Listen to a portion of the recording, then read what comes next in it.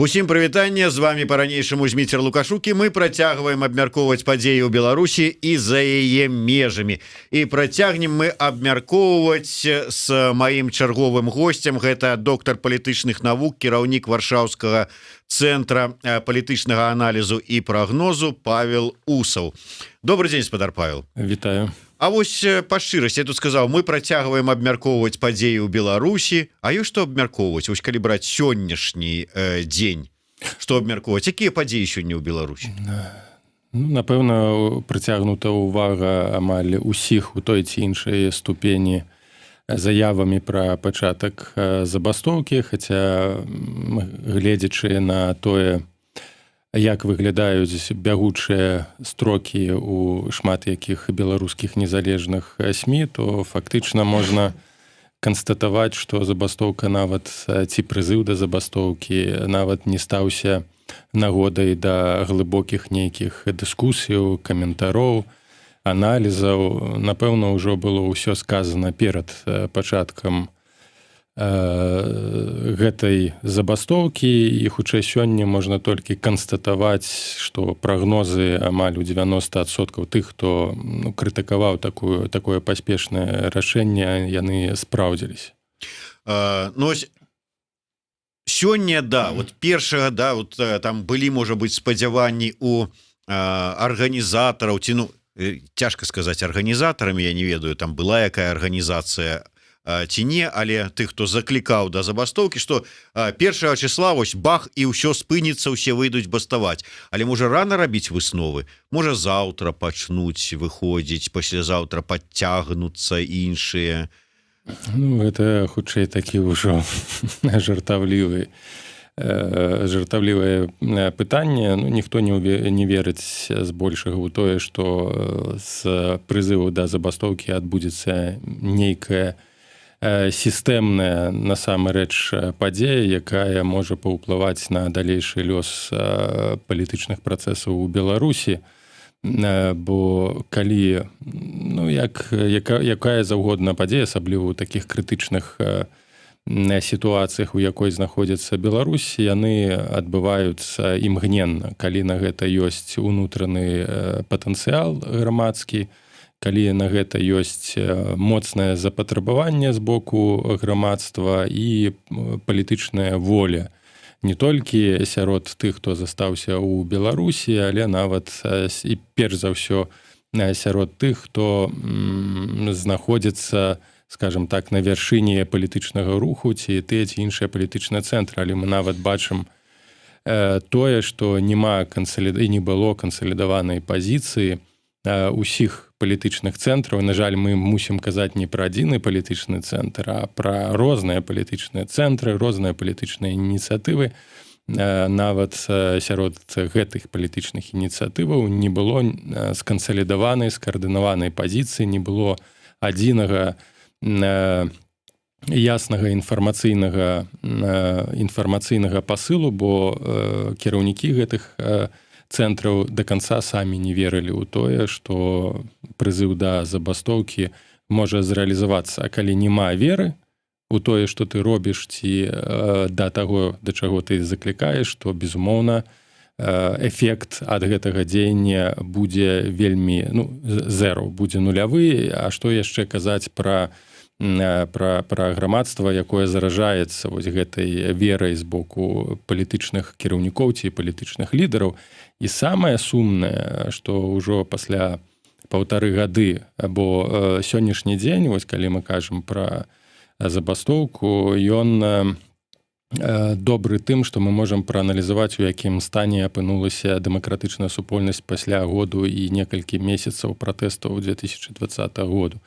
А мы апынуліся ў вельмі сумнай сітуацыі, апынуліся ў сітуацыі, калі ёсць розныя асяродкі палітычныя, якія выступаюць са сваімі ўласнымі ініцыятывамі. Няма ні каардынацыі, няма агульнай адказнасці, няма агульнага палітычнага лідарства, якое б, прынамсі, магла б захамаваць у пэўным сэнсе авантурныя прызывы, дзеянні, якія шкодзяць не толькі вось веры беларусаў у палітычнае лідарства, але нават тым структурам, якія на сённяшні дзень функцыянуюць, якія паўсталі пасля падзеяў 2020 года. Але ўсё ж таки я уже сказаў, что вы у нас кіраўнік цэнтра палітычнага аналізу. Я вас, можа быть, з пункту гледжання аналізу, вот вы можете сказаць, што ўсё ж таки рухала тымі, хто аб'яўляў гэтую забастоўку? Мне цяжка сказаць, бо мне я змог пакамунікаваць, паразмаўляць на гэтую тэму выключна з Сергеем Дылеўскім, але выходзячы з ягоных словаў у розных інтэрв'ю, ён спасылаўся на тое, што за гэтай канцэпцыяй, за гэтай ідэяй стаялі іншыя палітыкі, такія як Саннікаў, Бандарэнка, Хартыя, так і палітолог Балкунец. А вось чым яны былі матываваныя, я ўпэўнены, што гэта не глупыя людзі, яны павінны разумець, якая сітуацыя ў Беларусі склалася, як функцыянуе сістэма. Я не верую тое, што іх рашэнні базаваліся на канцэпцыі таго, што зараз працуе той механізм, які працаваў у 2020 годзе, Саша, 3%, абсалютная некансалідаваная сістэма. Я думаю, што яны павінны былі аддаваць сабе справу у тым, што у якім пункце выхаду знаходзіцца сёння Беларусь і чым яны матываваліся, менавіта яны. Мне вельмі цяжка адказаць. Тут я бачу выключна з аднаго боку такі палітычны авантурызм, а з другога боку спадзяванне на нейкі цуд, нерацыянальныя нейкія матывы, якія падштурхнуць Беларусь, эмацыйныя матывы, якія падштурхнуць Беларусь для такога неарганізаванага, хаатычнага страйку, бо мы ўсе ведаем, што гэты страйк сістэмна не арганізоўваўся, бо для гэтага патрэбны не толькі палітычныя умовы, але скаардынаваныя структуры па ўсіх вотраслях беларускай гаспадаркі, не толькі на некаторых прадпрыемствах. Я думаю, што такой аднім з элементаў рацыянальных, якімі можна патлумачыць вось такое вельмі хуткае рашэнне, бо сама ідэя, якая ўзнікла месяц назад, што мы рыхтуемся, ці колькі амаль 2 месяцы назад, што мы рыхтуемся да забастоўкі, чакаем пэўных умоваў, і вось калі ёсць такая дэкларацыя, мы рыхтуемся. Гэта азначае, што ідуць нейкія працэсы структурызацыі, пашырэння сеці, структур у элементах прамысловасці, сельскай гаспадаркі, транспарту, камунікацыі і так далее. То бо без таго, што мы называем прафесійных саюзаў ці так званай арганізацыйнай сеткі, арганізаваць страйк, менавіта страйк, не рэвалюцыю, а страйк фактычна немагчыма, бо вось гэтыя структуры сеці, яны з'яўляюцца гарантыяй таго, што ў адзін момант аўтарытэты на месцах ці структуры на месцах, вось гэтая сетка, яна прывядзе да агульнапалітычнага дзеяння усіх тых, хто зацікаўлены ці ўваходзіць у гэтыя структуры. А за 2 месяцы, нават пры жаданні ва ўмовах амаль таталітарнай сістэмы, збудаваць такія структуры проста немагчыма. Для гэта патрэбны час. Таму я лічу, што вось гэтая спантаннасць, у пэўным сэнсе авантурызм, ён быў выкліканы перш за ўсё драматычнай сітуацыяй з ковідам. Бо было спадзяванне, што вось і тая незадаволенасць, і той драматызм, які сёння існуе ў Беларусі ў сувязі знову з той жа самай ідыёцкай палітыкай Лукашэнка супраць вось з гэтай віруснай ковіднай сітуацыі, а перш за ўсё вось гэта і знову ідыятычнае рашэнне адмены нашэння масак, так, вось нават тое, што было рэкамендавана міністэрствам здаровай аховы, вось гэтая крытыка, неадэкватнасць Лукашэнка быў напэўна спадзеў на тое, што вось механізм неадэкватнасці ўлады справакуе і адчуццё ўласнай небяспекі стварае нейкую ўнутраную напружанасць, якая можа насамрэч пераўтварыцца ў нейкае палітычнае дзеянне. Але гэта была не ацэнка сітуацыі, не ацэнка, не аналіз матываў людзей, не аналіз чаканняў людзей, а спадзяванне на тое, што так можа адбыцца, што гэта можа выстраліць, а можа і не выстраліць. У пэўных умовах, магчыма, гэта магло б прывесці да палітычнай рэакцыі людзей, як гэта у некаторым сэнсе фактычна акрэслівала паводзіны беларусаў на працягу вясны лета 2020 году. Вось менавіта кавідная палітыка ўладаў і кавідныя паводзіны саміх людзей, недавер да ўлады, баязнь за сваю будучыню, за здароўе, на ўласныя вочы людзі бачаць крытычную сітуацыю. Менавіта ў тых умовах гэта шмат у чым акрэслівала і палітычнае меркаванне, палітычнае захоўванне і фактычна акрэсліла межы беларускай рэвалюцыі 20-го году. Гэта адзін з ключовых фактараў быў. Напэўна, на гэтым таксама на гэта разлічвалі вось у сённяшняй сітуацыі, у дадзеным кантэксце, но але сістэма зусім іншая, так, унутраная матывацыя, унутраная сітуацыя, фізічная сітуацыя беларусаў зусім іншая, чым гэта было ў 20-м годзе, і сітуацыя тэрору, страх, вось гэты эмоцыі страха і перад сістэмай, перад рэпрэсіямі, яна значна большая, чым страх перад ковідам.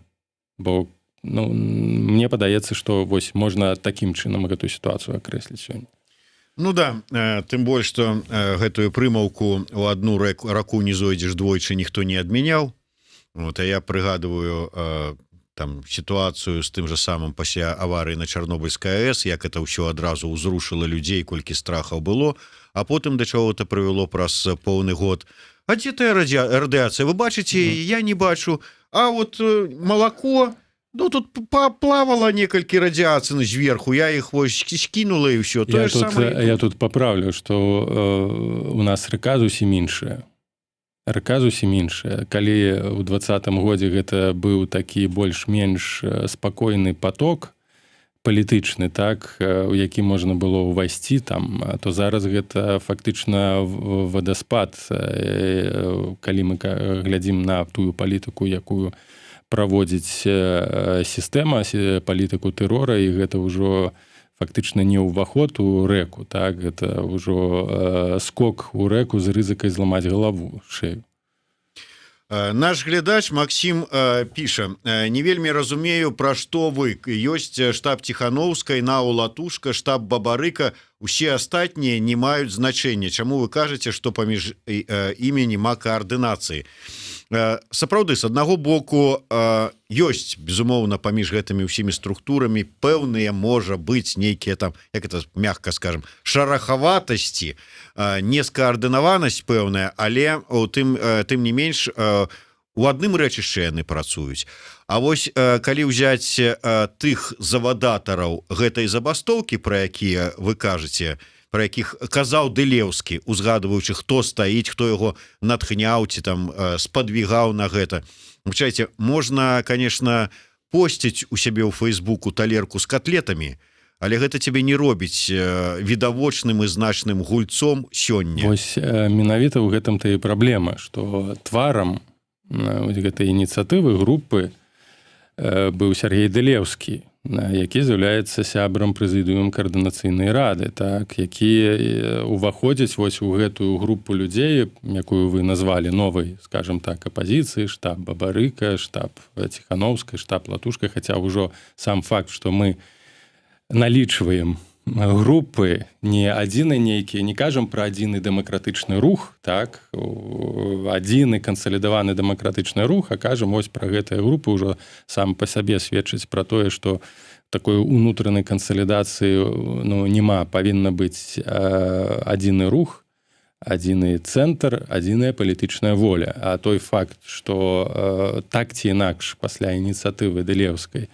усе гэтай групы, якія вы акрэслілі, павінны былі ў тым ці іншым фармаце падтрымаць гэтую забастоўку. Ніводная з іх не, скажем, не дыстанцавалася ад гэтага, не сказала, што гэта не своечасова, што гэта шкодзіць інтарэсам. Усе стараліся ісці вось у адзіным накірунку, што сведчыць пра тое, што яны адчуваюць, што адказнасць за ініцыятыву Дылеўскага нясуць таксама яны. І цяжар правала гэтай забастоўкі будзе спалягаць таксама на аўтарытэце, на пазіцыях усёй дэмакратычнай супольнасці, усіх гэтых цэнтраў. Ніхто не скажа, што мы былі супраць, бо мы падтрымалі. Ніхто не скажа, што вот аблажались там Балкунец, Саннікаў і Радзіна з Харціяй, а скажуць, што ўсе, што мы вінаваты, то бок, бо людзі чакалі ініцыятывы, калі ласка, вось вам ініцыятыва. А тое, што фактычна ніякай перад гэтым, наколькі я разумею, ведаю, ні кансультацыі, ні глыбокага аналізу, ні каардынацыі не адбылося, проста была агучана гэта ініцыятыва, і тыя ці іншыя асяродкі павінны былі ўжо дастасавацца да гэтых дэкларацыяў. Пры гэтым, ніхто, наколькі я разумею, з вось гэтых групаў не рабіў нейкіх валевых дзеянняў дзеля таго, каб гэты пасыл у практыцы мог рэалізавацца. І гэта і сведчыць пра адсутнасць кансалідацыі агульнага бачання, агульнага аўтарытэту. Бо калі ёсць аўтарытэт, так, вось ёсць акрэсленая стратэгія, ідзём у гэтым накірунку, то такія б ініцыятывы проста б не з'яўляліся без агульнасістэмнай, скаардынаванай дэкларацыі ці палітычнай падтрымкі. На жаль, на велізарны жаль, вось мы на працягу гэтага году былі сведкамі шэрагу такіх ініцыятываў, якія шкодзілі агульным інтарэсам. Няхай яны дэклараваліся ў пэўных, можна так сказаць, крытычных момантаў, як ультыматум, так, 25-6 кастрычніка, калі не памыляюся. Ціхановская таксама гэтая была дэкларацыя пра забастоўку, так, гэта быў крытычны момант. Яна магла б у нейкім часткова у некаторых сегментах яна была паспяховай.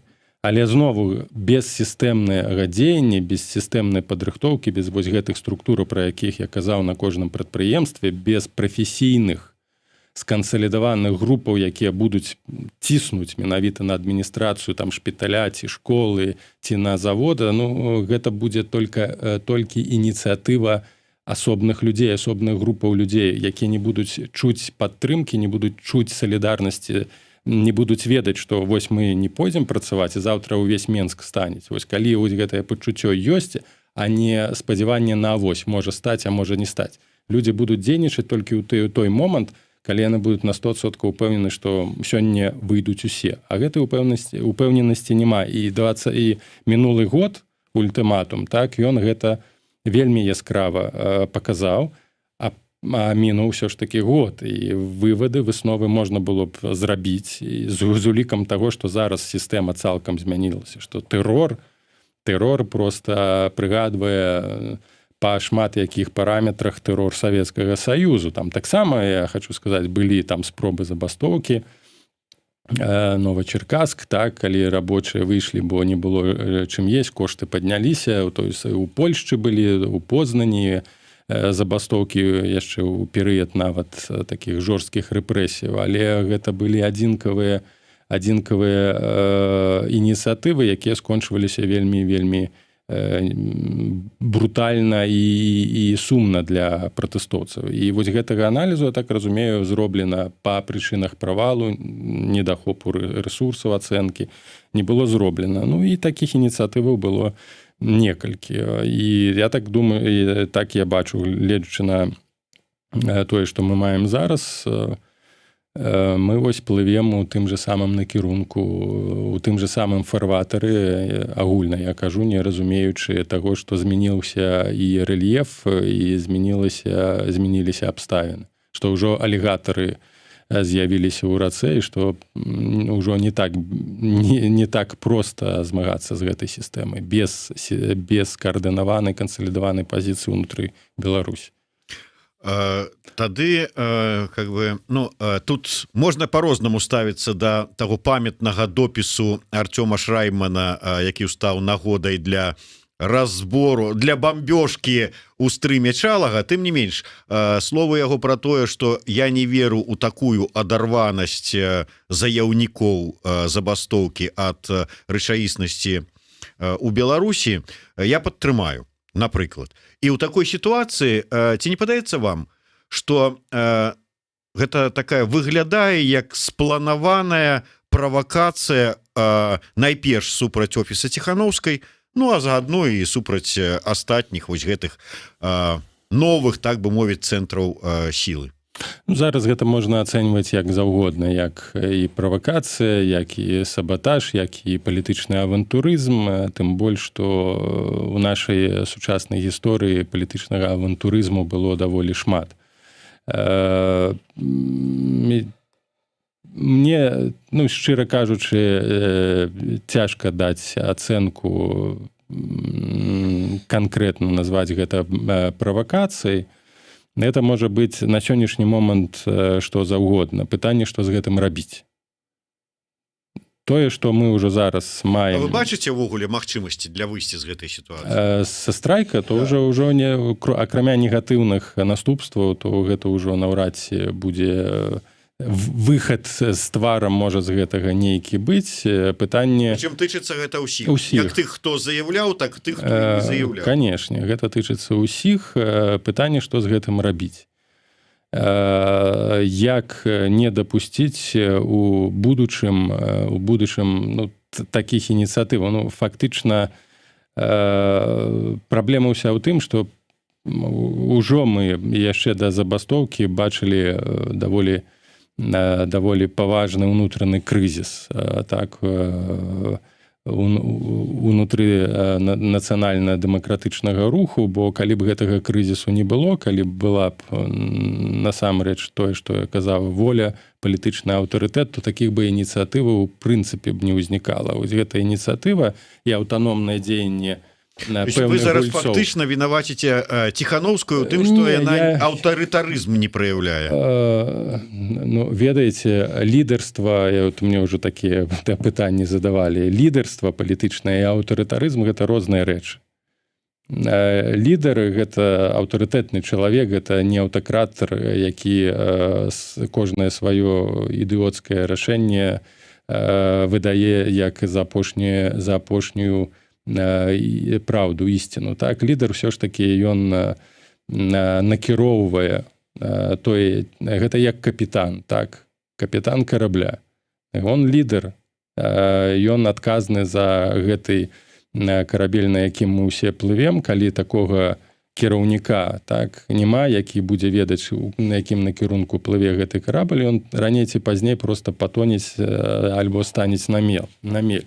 І вось такога адказнага лідарства, яно да сённяшняга моманту, на жаль, не сфарміравалася. І гэта не тое, што гэта закіды ці абвінавачванне, я разумею кантэкст, умовы, характар, псіхалагічныя асаблівасці. Гэта я ўжо тлумачу як фенамен, так, з якім мы ўжо сутыкнуліся без пераходу на асаблівасці, прычыны той сітуацыі, якую мы сёння з вами абмяркоўваем. І адна з гэтых прычынаў — гэта, безумоўна, дэфіцыт такога моцнага аўтарытэтнага, не аўтарытарнага, а аўтарытэтнага лідарства. Так?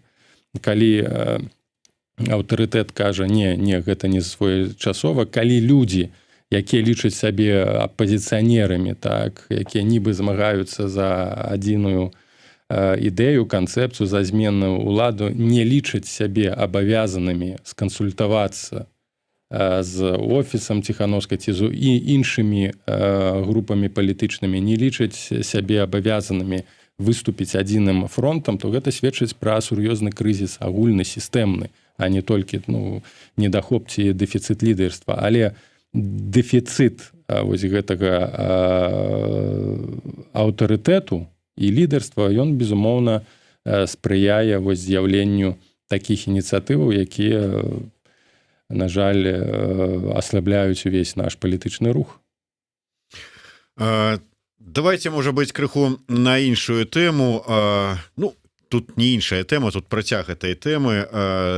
Прагучалі словы, спачатку іх падалі, конечно, там нават асобныя тэлеграм-каналы разыграліся сваім прадказаннем будучага перамовы у Аўстрыі, сказалі, хаця это ніякія не перамовы, насамрэч, гэтага слова ніхто не гаварыў, але канферэнцыя, якую арганізуе Аўстрыя, ну, плануе арганізаваць, правесці у пошуках шляхоў выхаду з гэтага крызіса. Вы верыце у тое, што вот шляхам такіх канферэнцый гэта магчыма?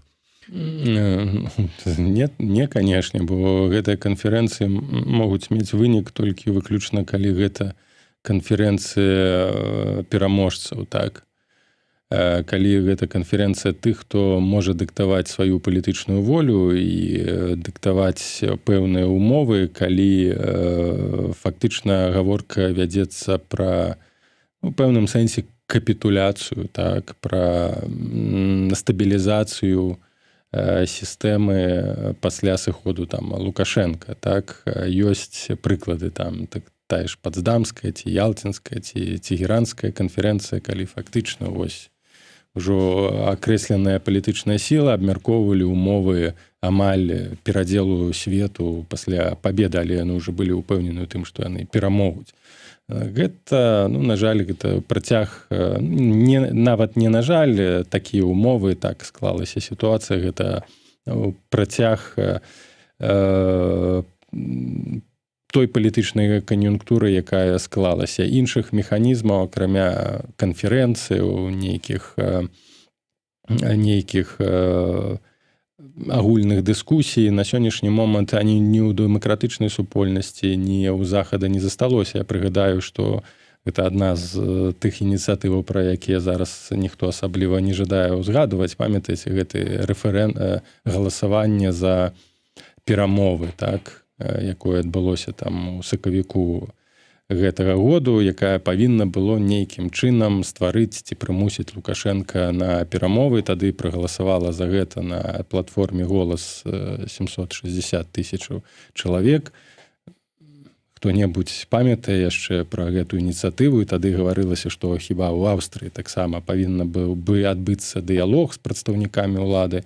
Прыгадаю, што сітуацыя была яшчэ не вельмі кепска, яшчэ было спадзяванне на нейкае адраджэнне вось гэтага рушання, хаця ўжо скептычны быў на гэта погляд. І тады яшчэ не было Воскресенскага, які мог паўсюль шныраць і прадстаўляцца як прадстаўнік. Ну, не было, так. І тады проста здарыўся вось такі нечаканы цуд. Пра цуд мы ўжо казалі, хутчэй неадэкватнае дзеянне Лукашенка, калі ён пасадзіў самалёт, так, з Пратасевічам на борце, і тады фактычна вось гэтай, ну, скажам шчыра, на правальную таксама ініцыятыву, з якой нічога не вынікла, нейкіх матэрыяльных вынікаў з такога, ну, маштабнага галасавання, бо 800 000 гэта велізарная колькасць людзей, з якога мог бы паўстаць рэальны нацыянальны палітычны рух. Але з гэтым галасаваннем па факце больш нічога не было зроблена. І гэта другі правал пасля там ультыматуму, але нават, можа, і трэці. Але тады ніхто не спытаўся ні са штабу Ціханаўскага па выніку з прычыны таго, што вось быў пасаджаны самалёт, і віток напружанасці ў адносінах з захадам перайшоў зусім на іншы ўзровень. На сённяшні момант, ну, адзінае, што можа улады падштурхнуць да дыялогу, ці ввогуле, ну, я нават не цяжка ўявіць, у якіх умовах бы Лукашенко пайшоў на гэтыя нейкія размовы. Ну, перш за ўсё, больш ключовая для Беларусі знакавая падзея будзе 4 лістапада, а не там за некалькі тыдняў. Гэта пытанне падпісання дарожных мапаў. А вы думаеце, будзе нешта 4 лістапада? Ну, калі гэта не будзе, гэта будзе сур'ёзная параза Расіі, якая не можа сабе гэтага дазволіць. Таму гэта нават гэта больш прынцыпова для Пуціна, каб гэта было падпісана, бо ён паклаў свой аўтарытэт.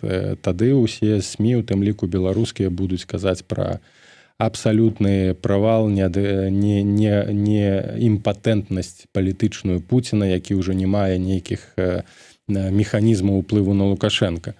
вось гэта будзе абумоўліваць у некаторых накірунках, бо я не веру той, што насамрэч улады пойдуць на нейкія перамовы, бо Лукашенко канкрэтна заявіў, пры якой нагодзе, пры якіх умовах ён будзе увогуле размаўляць з захадам, гэта прызнанне яго прэзідэнтам. Так, а тады, калі яго прызналі прэзідэнтам, пра што мы будзем перамаўляцца? Ну, пра што? Ужо сыхода не будзе, так. Ну, магчыма, будзе умоўна, хаця я не веру ў тое, што Беларусь чакае нейкі этап адлігі, так, як было пасля 6-го ці 10-го году, сістэма трансфармавалася капітальна, уже і нават у фасадную дэмакратыю гуляць не будзе. Таму я думаю, што гэта чарговы раз скончыцца нейкімі агульнымі дэкларацыямі, пафаснымі заявамі, якія не будуць мець ніякага канкрэтнага палітычнага сэнсу. Магчыма, туды прыедзе Васкрэсенскі. Гэта адзіны на сённяшні момант. Чакайце, вы зараз пра 4-го, ці пра канферэнцыю, ці пра 22-го, ці пра тое і другое? Не, зараз апошняе гэта я кажу пра 22-го ў Аўстрыі сустрэчу. Але ад 4-го асабіста вы што чакаеце? Що ж такі... Што будзе падпісаная мапа? Ну, што подпісы будуць пастаўлены. І?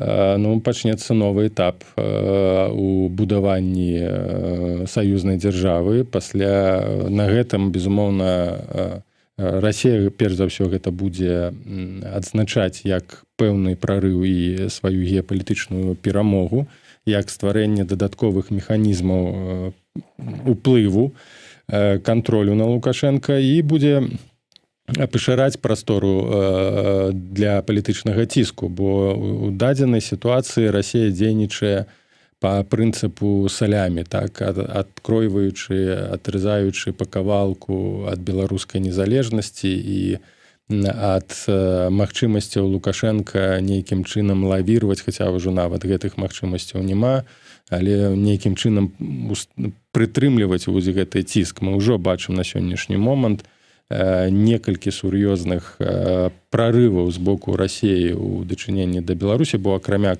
мапаў павінна быць яшчэ падпісаная ці агучана агульная саюзная вайсковая дактрына. Гэта па факце псіхалагічна і палітычна больш важна нават, чым проста тэхнічныя подпісы Пуціна і Лукашенка. Пасля гэтага, я думаю, пачнецца больш глыбокая і стратэгічная супраца, прасоўванне расійскіх стратэгічных інтарэсаў, і можна чакаць, што Расія будзе дадаўліваць Лукашенка ў пытанні іншых ужо палітычных мапаў, пытанні, магчыма, валюты, магчыма, стварэнне фундаменту фундамент ужо ёсць, але ўжо будаванне канкрэтных наднацыянальных, але па факце крамлёўскіх інстытутаў кіравання саюзнай дзяржавай. Ну і давайте на заканчэнне. Ўсё ж такі атрымліваецца, ці пагодзіце вы, ну, ці выглядае яно так, што вот уся гэтыя сітуацыі, усе гэтыя памылкі, плюс яшчэ ва ўмовах, вот як вы адзначылі, такой адсутнасці лідарства каго такого железабетоннага броня, вот как было, як казаў профессор Преображенскі, адсутнасць гэта ўсё паціху паступово з-за таких вось памылак уплывае на саму, ну, я не знаю, не буду карыстацца тут словамі Шрайбмана, там далейшую страту легітымнасці у дачыненні да Ціхановскай, але гэта показывае, што зніжаецца ўсё ж таки значнасць яе, уплыў яе, нейкая ўзровень даверу, ці як, ці не зніжаецца, і ввогуле атрымліваецца ў чарговы умоўны дылеўскі, там праз пэўны час з'яўляецца, там ці балкунец, ці яшчэ там хто-небудзь там з фоткамі котлет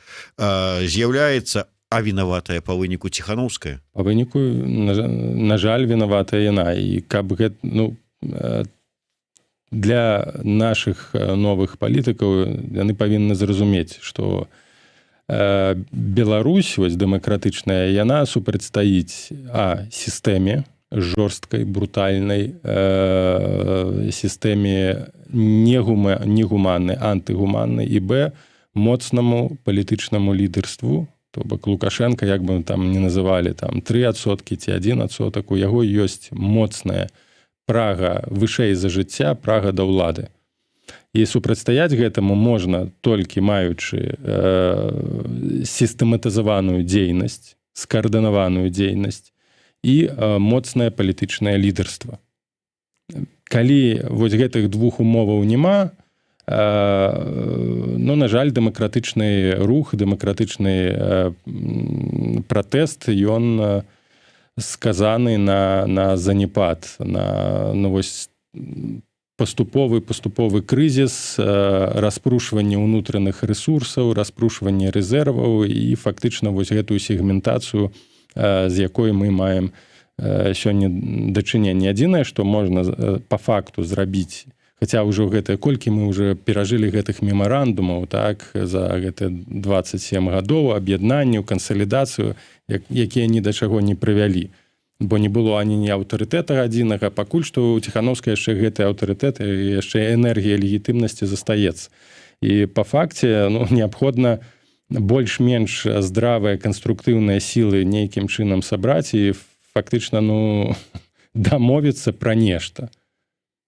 На чым мы стаім, чаго мы чакаем і што будзе на перспектыве. Патрэбны нармальны аналіз, нармальная ацэнка сітуацыі, бо без апоры на разуменне сітуацыі, якая склалася ў Беларусі, якая склалася ў нашым дэмакратычным руху, супольнасці, з адзінай інфармацыйнай палітыкай, з адзіным мазгавым цэнтрам, мы мала таго, што мы не пераможам у перспектыве, так?